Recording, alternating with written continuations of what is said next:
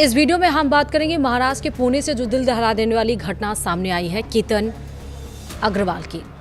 दरअसल family pressure के बीच टाल मटोल हुई, कोई बात नहीं बनी। केतन अग्रवाल केस में हत्या का जो असल मकसद है वो सामने आ गया है। सिया के व्हाट्सएप चैट से इस बात का खुलासा हुआ है कि असली मकसद क्या था केतन अग्रवाल की हत्या के पीछे। नमस्कार, आप देख रहे हैं न्यूज़ 18 का डिजिटल प्लेटफॉर्म। मैं हूं आपके साथ श्रुति श्रीवास्तव। पुणे के बिजनेसमैन केतन अग्रवाल हत्याकांड में नया मोटिव सामने आया है।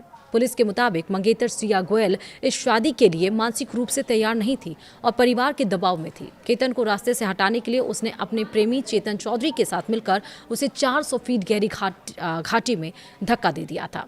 दरअसल लोनावला के ऐतिहासिक लोहागढ़ किले में हुए पुणे के रियल एस्टेट कारोबारी केतन विशाल अग्रवाल की हत्या के मामले में पुलिस के हाथ एक बड़ा सुराग लगा है। पुलिस जांच में अब इस खौफनाक वारदात के पीछे की मुख्य वजह यानी मर्डर मोटिव साफ होता हुआ नजर आ रहा है। पुलिस के अनुसार केतन की मंगेतर और मुख्य आरोपी सिया गोयल इस शादी के लिए मानसिक रूप से बिल्कुल तैयार नहीं थी। वह अपने परिवार के भारी दबाव में इस रिश्ते को आगे बढ़ा रही थी, जिसके चलते उसने केतन को हमेशा के लिए रास्ते से हटाकर खौफनाक फैसला लिया। अदालत ने दोनों मुख्य आरोपियों सिया गोयल और उसके प्रेमी चेतन चौधरी को 29 जून तक पुलिस कस्टडी में भेज दिया है। केतन अग्रवाल पुणे के गहुंजे इलाके के रहने वाले थे और अपने पारिवारिक real estate business success group में डायरेक्टर और चीफ मार्केटिंग ऑफिसर के पद पर थे। केतन और सिया की शादी इसी साल नवंबर में तय हुई थी और इस भव्य शादी के लिए राजस्थान में कई करोड़ रुपए का एक महल बुक किया गया था और मेहमानों को लाने के लिए यहां तक कि 2 प्राइवेट एयरक्राफ्ट तक का इंतजाम कर दिया गया था। लेकिन इस चौकाचौंध के पीछे एक गहरी साजिश पनप रही थी। जांच में सामने आया कि सिया गोयल की मुलाकात पिछले साल एक दिवाली पार्टी के दरमियान कोठमड़ा यानी कि पुणे के रहने वाले चेतन चौधरी से हुई थी। धीरे धीरे दोनों के बीच नजदीकियां बढ़ी और वे एक दूसरे के प्यार में गिरफ्तार हो गए। सिया अपनी शादी को टालने के लिए लगातार समय मांग रही थी। जब उसे लगा कि परिवार के दबाव के आगे उसकी एक नहीं चलेगी तो उसने चेतन के साथ मिलकर केतन को अपने रास्ते से हटाने की प्लानिंग शुरू कर दी।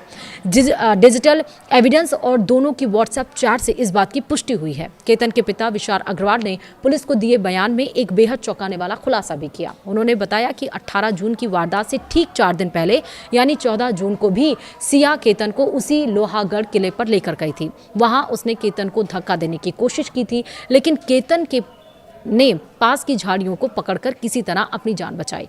जब केतन ने सिया से इस बारे में पूछा तो उसने साफ का झूठा शोर मचा दिया और कहा कि उसने डर के मारे अनजाने में धक्का दे दिया था। पुलिस को शक है कि सिया ने 31 मई को भी किले का दौरा कर रैकी किया था। केतन के पिता ने सिया पर प्री वेडिंग शूट को भी जानबूझकर कैंसिल कराने का आरोप लगाया। उन्होंने बताया कि केतन, सिया और उनके भाई बहन मुंबई एयरपोर्ट के लिए निकले थे, जहां से उन्हें बाली जाना था। रास्ते में लोनावला के एक फूड मॉल में सिया फोन लेने के बहाने कार के पास वापस गई थी। एयरपोर्ट पहुंचने पर पता चला कि पाउच से केवल केतन का पासपोर्ट गायब है।